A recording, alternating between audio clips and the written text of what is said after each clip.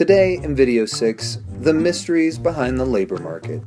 You've probably heard people complain about the enormous salaries for professional athletes, as shown here by this stick figure awkwardly dribbling a basketball. Or kicking it. I'm not real sure. Meanwhile, real respectable and professional folk like yours truly are making a fraction, and I do mean a fraction, of that salary. But if we can put our anger, resentment, and envy really aside for a moment and look at it from an economic perspective, it all starts to make sense. But before we dig into this mystery, let's recalibrate. First, who is demanding labor in a labor market?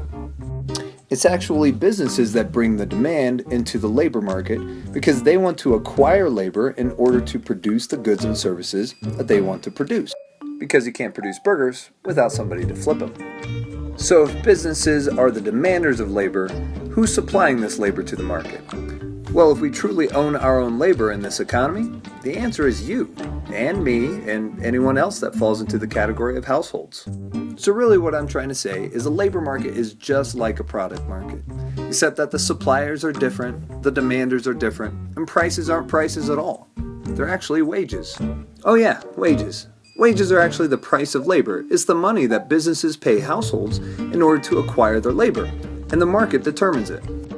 Now we're going to take a brief pause to let all of that new knowledge soak in. Okay, moving on. For our next bit, let's take a closer look at the labor market for spies. For the sake of this example, let's say the original starting salary to become a spy is $10,000. Are a whole bunch of people going to flock to become the next great spy? Probably not. You actually get paid better to flip those burgers we were talking about earlier. So the quantity supplied for the spy labor market is going to be pretty low.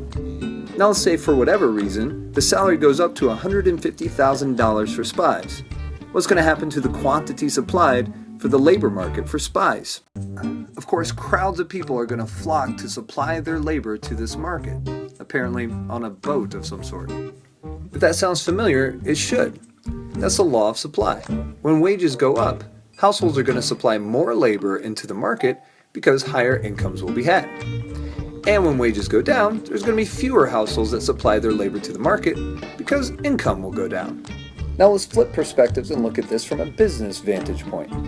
If businesses are in the business of hiring spies, and spies are only going for $10,000 a pop, are they going to demand a lot or a few spies at this price?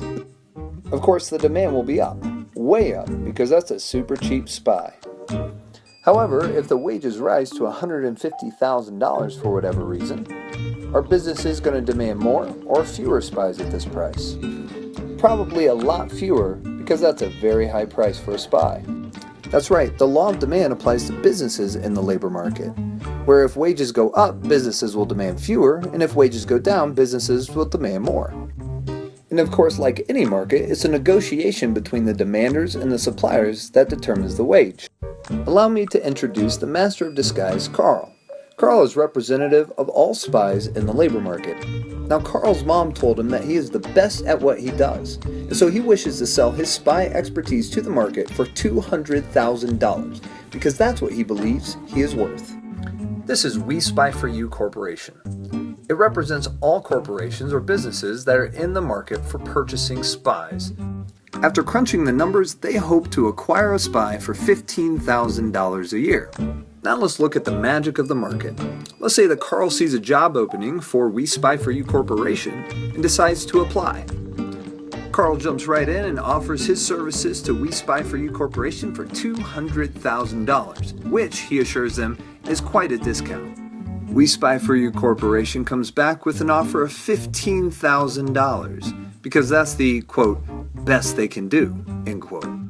Now Carl's not a dummy. He senses that there might be some money problems here, so he offers his services at an even steeper discount, $100,000.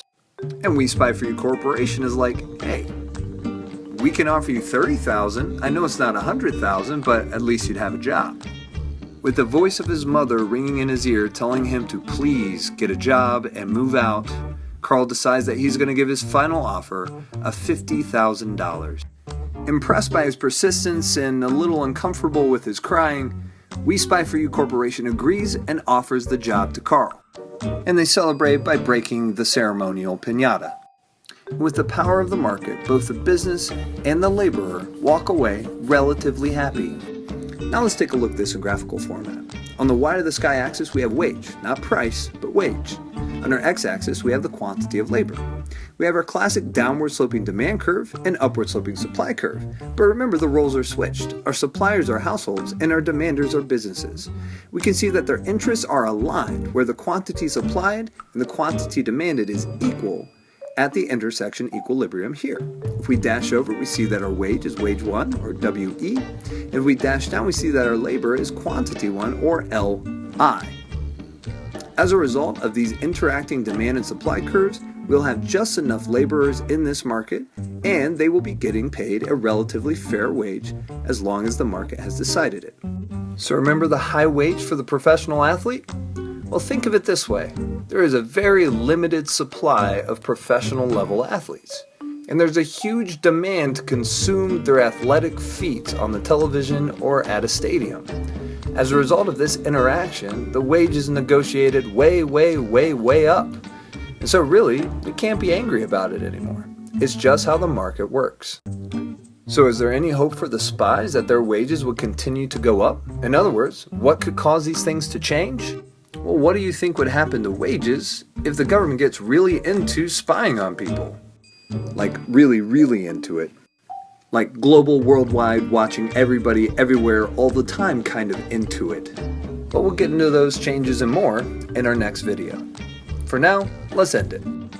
Thanks for watching the video. If you want to take a moment to go back through the video and make sure that you hit these key concepts. First, the role reversal of demanders and suppliers. Second, what a wage is. Third, how suppliers and demanders interact to set wages. And fourth, how this interaction takes place in graphical format, then please do so. You will need that information for your piles tomorrow. Have a great night.